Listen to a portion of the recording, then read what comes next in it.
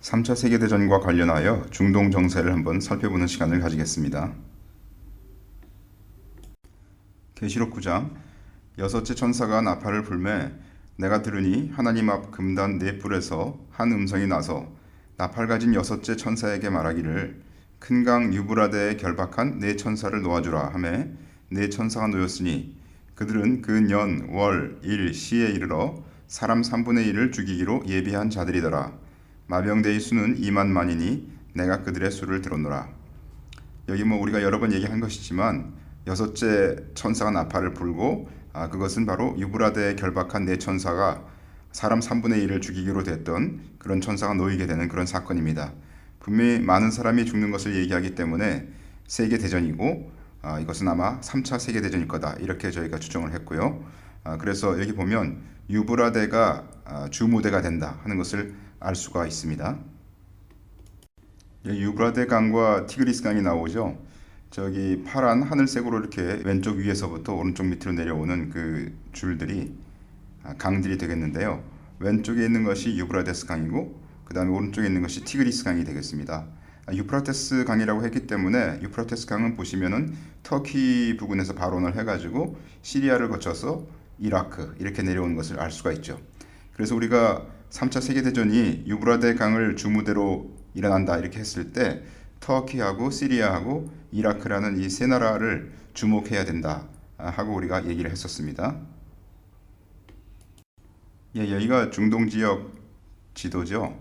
여기 보시면은 이제 맨 왼쪽 위에 터키가 나옵니다. 그리고 그 밑으로 시리아가 있고요. 그 약간 오른쪽으로 이라크가 있죠. 그리고 더 오른쪽으로 이란이 있고요. 그 다음에 아까 그 시리아 밑으로 왼쪽 밑으로 보시면 레바논이 나옵니다. 그리고 레바논 밑으로 이스라엘이 있고요. 이스라엘 오른쪽으로 요르단이 있습니다. 그리고 그 밑으로 사우디아라비아가 있는 것을 알 수가 있죠. 이외에도 여러 나라가 있습니다. 그런데 오늘 우리가 정세를 알아볼 곳은 이 가운데서 몇몇 나라만 한번 살펴보기를 원합니다. 먼저 터키에 대해서 잠깐 알아보겠습니다. 터키는 세계 1차 대전 이후에 오토만 제국을 대신해서 1923년도에 터키 정부가 들어서게 됩니다. 터키는 세속 정부를 표방하고 국가 종교는 없는 것으로 되어 있습니다. 그래서 터키 헌법은 종교와 양심의 자유를 보장하고 있어요. 그런데 무슬림 배경을 가진 이들은 전체 터키 인구 중에 99% 이상입니다. 가장 큰 종교적인 분파는 순니 이슬람의 하나피파로 되어 있습니다. 전체 인구가 7,500만 명인데요. 그 중에서 알레비파는 대략 1,500에서 2,000만 명이 되고요. 여기서 알레비파를 말씀드리는 이유는 알레비파가 잠시 후에 조금 어떤 사건에 연루돼서 나오기 때문입니다.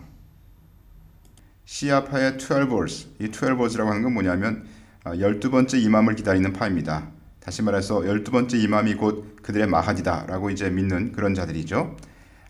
약간 극단주의적인 그런 자들인데요. 과격한 자들인데 이런 자들이 한 300만 명, 인구의 한 4.2% 정도가 된다고 얘기를 하고 있습니다. 이란의 대부분의 국민들은 투알버들이죠. 그래서 이란이 상당히 과격한 것을 우리가 알 수가 있습니다. 터키에는 8만 명 정도의 오리엔탈 정교인이 있고요. 또 3만 5천 명 정도의 카톨릭이 있고 그리고 5천 명 정도의 그리스 정교인 그리고 조금의 개신교도가 있어서 그들을 전부 합치면 소위 기독교인이라고 생각될 수 있는 부류들은 약 12만 명 정도 전체 인구의 약 0.2% 정도가 있다고 얘기를 하고 있습니다. 2009년 현재 터키에는 236개의 교회당이 있다고 얘기되고 있고요. 터키의 이스탄불에는 4세기 때부터 동방정교회의 본부가 있습니다. 약 2만 6천 명 정도의 세파르디 유대인들이 있는 것으로 전해지고 있고요. 이슬람 정당이 들어선 이후로는 종교의 역할에 대한 논란이 있습니다. 대학이나 공공장소, 정부 건물에서 히잡을 쓰는 것은 금지되어 있습니다. 히잡이라고 하는 것은 이슬람 여자들이 밖에 나갈 때 얼굴을 보이지 않으려고 쓰는 그것을 얘기하죠. 지난 10년간 터키는 안정적인 발전을 거듭했습니다. 그러나 2013년 요즘에 터키의 국민들의 데모가 있는 것을 우리가 뉴스를 통해서 알고 있죠. 이 데모는 처음에는 조용하게 일어났습니다. 그런데 경찰이 과잉 진압을 하게 돼가지고 또 정부도 부적절한 대응을 했습니다. 그래서 그 데모가 과격하게 번지고 있습니다. 에르도안 총리 정부의 일방적인 정책 결정으로 많은 사람들이 거기에 대해서 반발을 하고 있는 그런 형편입니다. 물론 국민의 많은 수는 아직도 에르도안 총리를 지지하고 있습니다. 예를 들어서 보스포러스 해협에 짓고 있는 제3현수교가 있는데요. 그 제3현수교의 이름을 술탄 셀림 대교라고 명명한다고 했습니다. 그렇게 정부가 발표하자 시아파의 한 분파인 알레비파가 거기에 대해서 상당한 반발을 하게 됐습니다.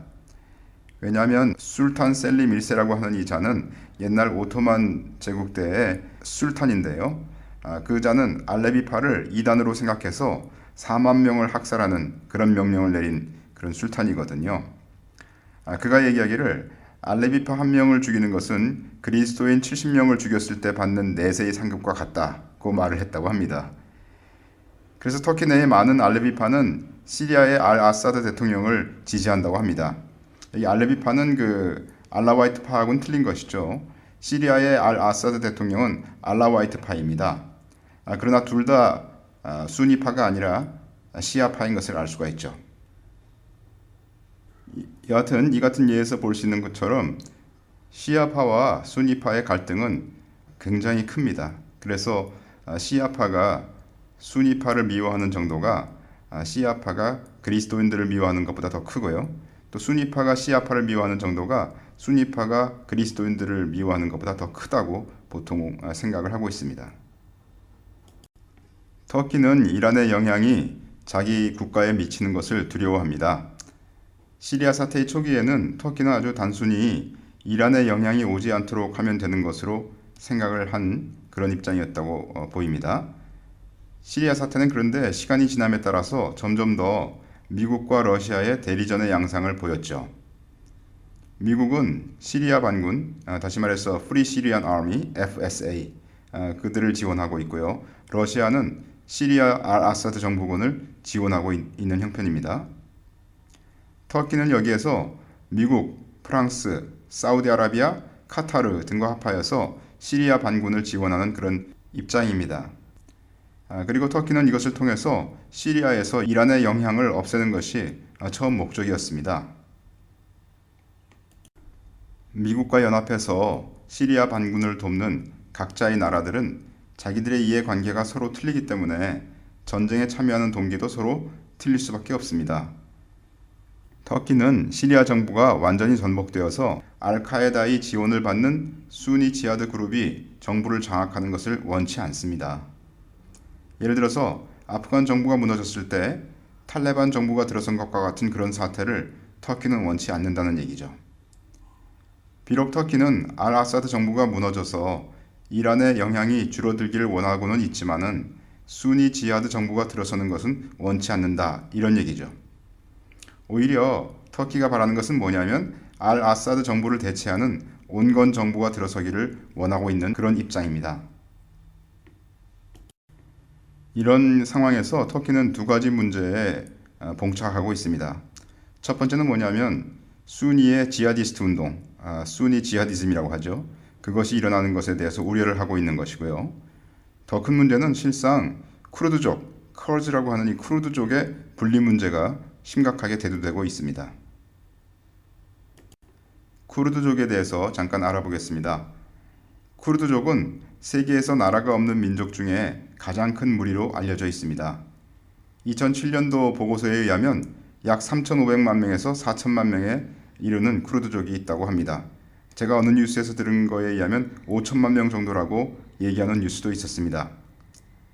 터키 동부의 많은 부분과 이라크 북부, 이란 북서부, 그리고 시리아 동북부에 쿠르드족이 자리 잡고 있습니다. 이라크의 쿠르드족은 1970년 이라크 정부와의 협상으로 자치정부를 획득하였습니다.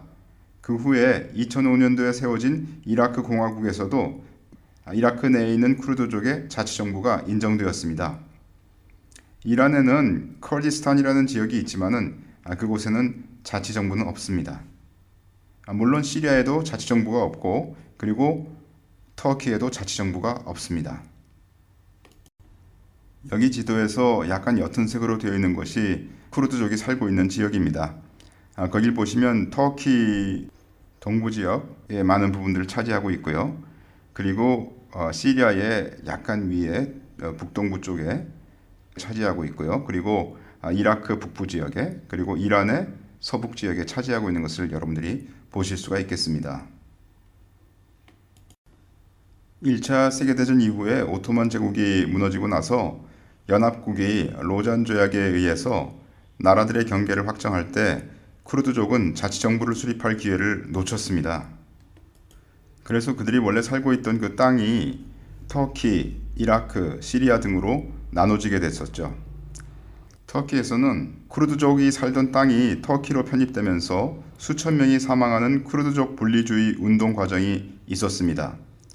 1920년도, 이때는 이제 오토만 제국 때이죠. 그리고 1924년, 1927년, 1937년 등 이때 일어난 권리는 모두 정부에 의해서 철저히 진압이 됐습니다. 1925년부터 1965년까지 터키의 쿠르드족이 살던 그 지역은 외국인 방문 금지 구역으로 지정됐습니다. 1980년대와 1990년대에 걸친 게릴라전으로 많은 마을이 파괴되었고요. 수많은 불법 처형이 양쪽에 의해서 자행되었습니다. 3만 7천 명 이상이 죽고 수십만 명이 피난 가게 되었죠. 1999년에 잠시 소강 상태에 있었지만은 2004년 후부터 정치 폭력 사태가 늘었고요. 터키 이라크 경계는 긴장 가운데 있게 됩니다. 아무래도 이라크에는 쿠르드족 자치정부가 있기 때문에 터키가 그것의 영향이 터키 쪽으로 넘어오는 것에 대해서 경계하고 있는 것 같습니다. 그래서 시리아의 불안 사태는 또한 터키의 국가 안보에 위협이 됩니다. 왜냐하면 특히 시리아의 쿠르드족이 확장되기를 터키는 바라지 않기 때문이죠. 터키에는 지하드 단원이 많지 않습니다. 또 터키에는 그 대신에 쿠르드족이 많기 때문에 터키는 어찌하든지 터키 내의 쿠르드족의 반란을 신경 써야 하는 그런 입장이죠. 터키는 쿠르드 노동당, 이거는 PKK라고 하는 그런 당인데요. 쿠르드 노동당과 협상한 결과 30년간의 싸움을 했었는데 그것에 종식을 선언했습니다. 최근에. 그래서 2013년 4월 PKK가 그 군대를 터키로부터 북이라크로 옮기기로 결정했습니다. 터키는 알-누스라를 부추겨가지고 시리아 쿠르드와 싸우도록 한다는 증언이 있습니다. 알-누스라는 알카에다 연계 테러리스트 단체이죠. 그래서 실제로 그 시리아 내전을 보시면 알-누스라가 YPG, 이것은 뭐냐면 YPG는 시리아 쿠르드 무장단체인데요. 그 시리아 쿠르드 무장단체를 공격하고 있다 하는 이런 뉴스가 요즘 나오고 있습니다. 그러니까 전체적으로 이게 무슨 얘기냐면 터키 내에는 알-누스라나 이런 과격단체가 없기 때문에 터키는 알-누스라를 부추겨가지고 시리아의 쿠르드족을 이렇게 멸하는 것을 꾀하고 있다 이런 얘기고요. 왜냐하면 터키는 어떻게 했든지 쿠르드 족속이 커지는 것을 원치 않기 때문이죠. 이라크의 쿠르드 지역 정부는 KRG라고 불리는데요. 이라크의 자치정부를 얘기하는 거죠. 그 쿠르드 지역 정부는 약 450억 배럴, 상당히 많은 그 석유 매장량을 가지고 있습니다. 세계 6위에 해당하는 그런 매장량이라고 알려지고 있습니다. 그런데 이들은 이제 2007년부터 이 석유를 추출하기 시작했습니다. 2012년 7월 터키는 KRG, 곧 쿠르드 지역 정부에서 원유를 가져오는 대신에 정제된 석유를 주기로 협약을 맺었습니다. 그러니까 터키는 자기 나라의 에너지 문제를 해결하기 위해서 또 이라크의 쿠르드 지역 정부랑도 손을 잡고 있는 그런 형편이죠. 말하자면 한쪽으로는 시리아의 쿠르드족을 죽이면서 또 다른 쪽으로는 이라크의 쿠르드 지역 정부와 협력을 하고 있는 그런 상황입니다. 시리아 내전에서 시리아의 쿠르드족은 시리아 정부군이 다른 곳에서 싸우는 틈을 타가지고 시리아 북동부의 많은 지역을 장악했습니다. 그래서 이 쿠르드족은 자신들의 정부를 수립하였고요. 어떤 이는 시리아에서 자치정부를 세우거나 또 어떤 이는 완전 독립국가를 세울 것을 원하고 있습니다. 한편 시리아의 알 아사드 대통령은 반정부 지하드 단원들과 싸움에 있어서 시리아의 쿠르드의 도움을 받기를 위해서 그들에게 접근을 했습니다. 그래서 이러한 접근은 결국 터키를 긴장시킬 수밖에 없겠죠. 2013년 겨울 반정부 지하드 단원들은 시리아의 쿠르드 지역을 공격해서 많은 부분을 장악하게 됩니다. 만약에 알 아사드가 시리아의 쿠르드와 협력한다면 이라크의 쿠르드 자치정부가 알 아사드를 도울 가능성이 있게 되는 거죠. 그러니까 전체적으로 상황이 좀 복잡한데요. 시리아가 이제 막 싸우게 되니까 시리아 정부군이 이제 반군과 싸우면서 쿠르드 족속들을 컨트롤할 수 있는 어떤 여지가 없어지니까 그 사이에 시리아에 있는 쿠르드 족속들은 자기네들의 어떤 그 정부 같은 거를 세운 거고요. 그리고 여기 이제 그들이 이제 있던 땅을 이렇게 가만히 보니까 지하디스트들이 저 땅을 우리가 차지하면 좋겠다 생각해가지고 이제 지하디스트들이 오히려 그 시리아의 쿠르드 지역을 공격해서 몇몇 부분들을 또 장악한 그런 사건들이 지금 일어나고 있는 것이죠. 터키의 관심은 시리아 내전 초기에 이란의 영향을 억제하자 이런 관심이었는데 점점 시간이 지나면서 그 관심이 이제 틀려지게 되는 것이죠. 지금은 쿠르드족에 의한 터키 내전으로의 확전을 억제하려고 하는 것이 그들의 목적이 되는 것이죠. 따라서 터키는 수니 지하드 단원과 쿠르드족 사이에서 균형을 조정하면서 아마 가게 되지 않겠나 이렇게 우리가 예상할 수가 있겠습니다. 다음으로 이라크를 조금 살펴보겠습니다. 이라크는 인구가 약 3,100만 명으로 되어 있고요.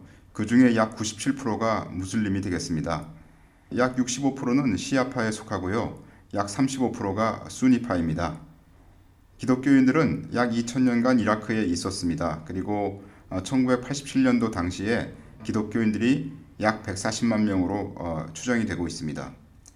그런데 전쟁 때문에 많은 기독교인들의 절반 이상이 도망갔습니다. 그래서 기독교인들은 20세기 중반에 약 8 내지 10%였는데 2008년도에는 5%로 줄어들었다 이렇게 되어 있고요.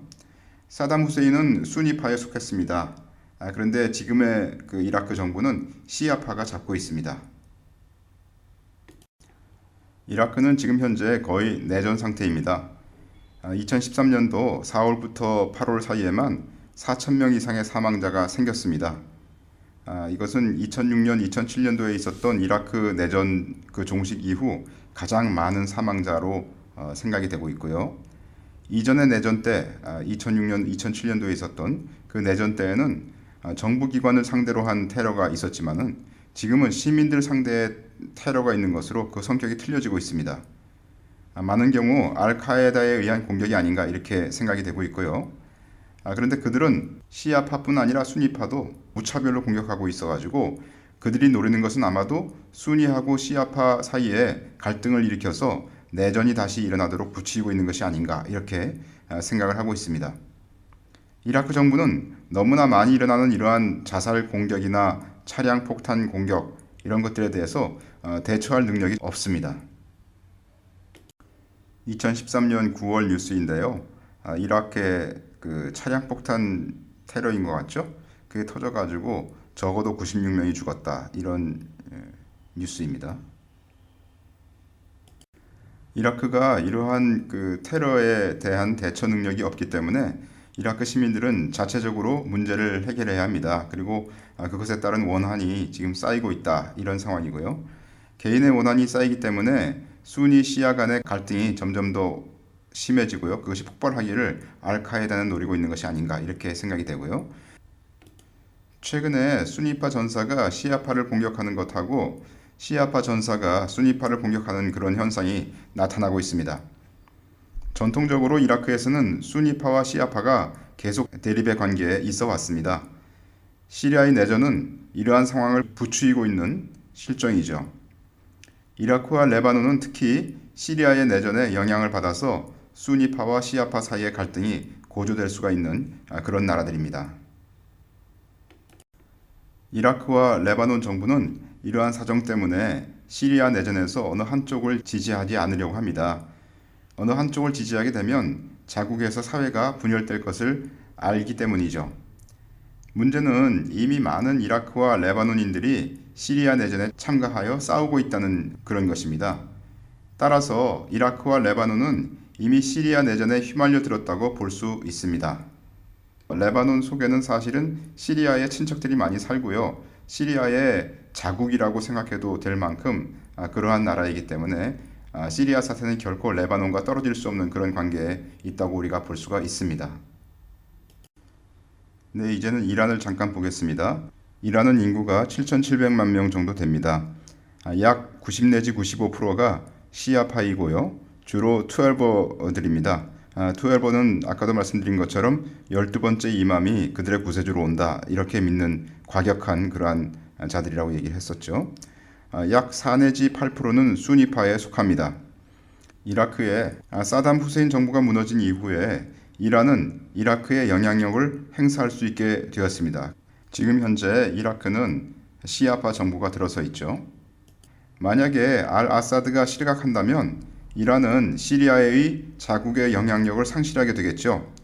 또한 레바논에 있는 헤즈볼라로부터 끊어지게 되어서 점차 이라크에게 미치던 영향도 상실하게 될 것입니다.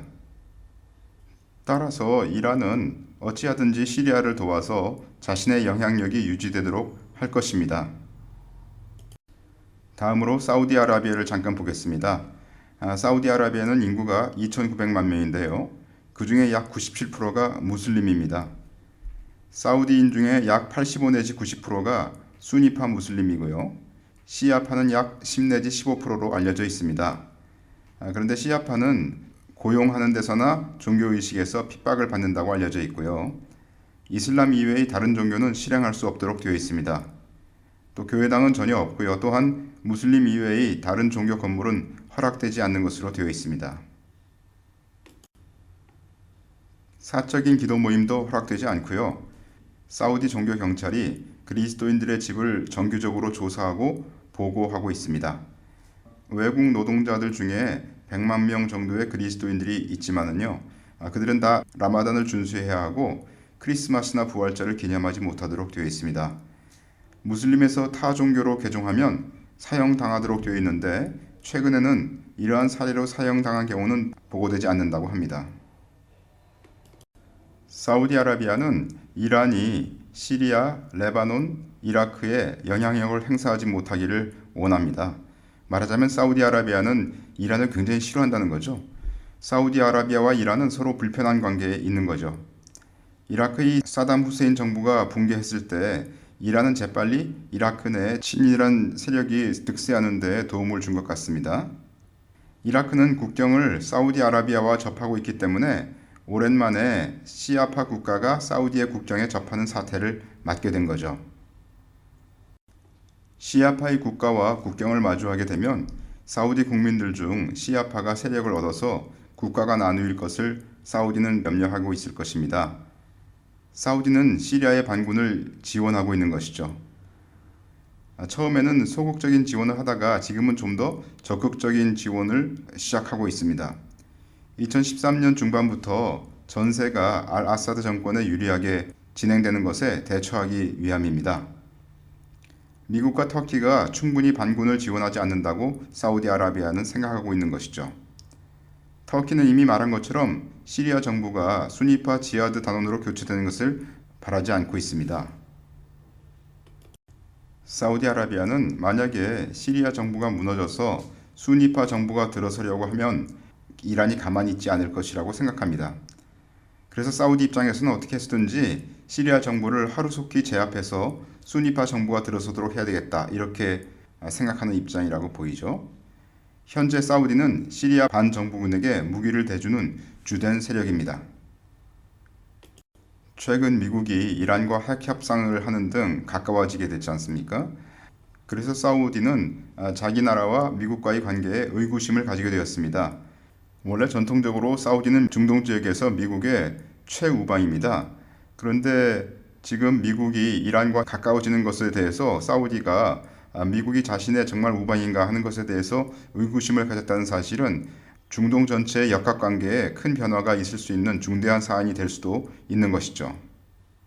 사우디는 시리아 전쟁을 빨리 끝낼수록 이란의 영향력이 그 지역에 적을 것이라고 판단하기 때문에 반정부군에 대한 지지를 가속화하고 있는 형편이죠. 또한 사우디아라비아는 이스라엘이 이란을 공격할 수 있도록 영공을 제공했다. 이런 뉴스가 요즘 나오지 않았습니까? 다시 말해서 이스라엘과 사우디는 서로 적과 같은 관계이지만 사우디는 이스라엘보다 이란을 더 주적으로 생각하고 있다. 이렇게 우리가 볼 수 있다는 것이죠. 중동의 서로 다른 국가 간의 이해관계는 매우 복잡합니다. 어느 시기가 되어서 하나님께서 사람 3분의 1을 죽이기로 한 천사넷을 풀어줄 때가 올 것입니다. 그때가 되면 이제 주님 모실 날은 실로 멀지 않은 것이며 카운트다운이 시작된 것이라고 봐야 되겠습니다. 잠깐 유럽의 무슬림에 대해서 알아보겠습니다. 유럽의 무슬림 숫자가 빠른 속도로 늘어나고 있다고 보고가 나오고 있습니다. 2006년의 조사에 따르면 유럽에 적어도 1,500에서 2,300만 명의 무슬림이 있는 것으로 되어 있습니다. 여기 뉴스는 2009년 8월 8일 영국의 텔레그라프 그 뉴스인데요. 그 제목이 어떻게 되어 있냐면 무슬림 유럽 이렇게 되어 있습니다. 그리고 그 타이틀이 뭐냐면 우리의 대륙을 변화시키는 인구 시한 폭탄 이렇게 되어 있습니다. 다시 말해서 무슬림들이 계속적으로 증가해서 얼마 후에는 유럽 대륙이 변화된다 이런 얘기죠. 기사 내용을 요약해서 보면요. 유럽의 무슬림 인구는 지난 30년간 2배 이상이 되었다. 2015년까지 그 무슬림 인구는 다시 2배가 될 것이다. 브리셀에서 태어난 아기 중에 가장 흔한 7가지 이름이 모하메드, 아담, 레이안, 아유브, 메흐디, 아민, 그리고 함자다. 그러니까 말하자면은 아기들 이름이 무슬림이다 이런 얘기죠. 그러니까 무슬림 사람들이 많은 아기를 낳아가지고 무슬림 사람들이 증가하고 있다 이런 뜻입니다. 유럽인들은 출산율이 낮은 반면에 많은 이민자들은 유럽의 문화와 사회를 바꿀 것이다. 2050년까지 유럽에서 20% 이상이 무슬림일 것이고 이미 많은 도시들이 지금 현재 20% 이상의 무슬림으로 되어 있는 그런 도시들이 있다. 프랑스에서는 2050년까지 무슬림이 비무슬림보다 많아질 것이며 다른 모든 서유럽도 마찬가지일 것이다. 이렇게 되어 있습니다. 여기 지도는 유럽의 무슬림에 대해서 나타내고 있는데요. 까맣게 될수록 무슬림 퍼센티지가 많은 그런 국가를 얘기하고 있는 것입니다. 오른쪽 위에 보시면 러시아를 보시면 11.5%가 무슬림이다 하는 것을 알 수 있고요. 그 다음에 이제 유럽 쪽에서 보시면 그 밑으로 내려와서 독일 쪽이 5% 정도 되고 있고요. 프랑스가 7.5% 지금 2010년도 통계에 그렇게 나와 있습니다. 이 지도는 세계의 무슬림 분포를 나타내고 있는데요. 저기 무슬림이 원래 이 중동과 북아프리카 지역에 많은 것은 알고 있고요. 그 다음에 동남아시아에 특별히 그 인도네시아 중심으로 이렇게 무슬림이 많이 있는 것을 알고 있지만 유럽 쪽에서 봐서 이렇게 탁 눈에 띄는 나라가 지금 거기가 프랑스입니다. 그래서 프랑스를 조금 더 주목해야 되지 않나 이렇게 저는 개인적으로 생각을 하고 있습니다. 유럽의 젊은이들 중에서 점차로 무슬림이 되는 경우가 많아지고 있습니다. 프랑스, 영국, 벨기에 등지에서 유럽의 젊은이들이 지하드 단원으로 자원하여서 시리아 반정부군에 가담하고 있다는 소식이 들려오고 있죠. 이러한 현상은 아프가니스탄 전쟁 때는 없던 것이었습니다. 유럽인들은 이들이 이제 가서 싸운 다음에 과격분자로서 활동한 거 아닙니까? 그래서 그들이 다시 과격분자가 되어서 고국으로 와서 사회 문제를 일으킬 경우를 우려하고 있다는 그러한 뉴스가 나오고 있습니다. 이렇게 해서 오늘은 여섯째 나팔 곧 세계 3차 대전과 관련해서 유프라테스 강에 있는 시리아에서 일어나고 있는 내전과 관련하여서 그 지역의 중동 관련된 국가들의 정세를 살펴보았습니다.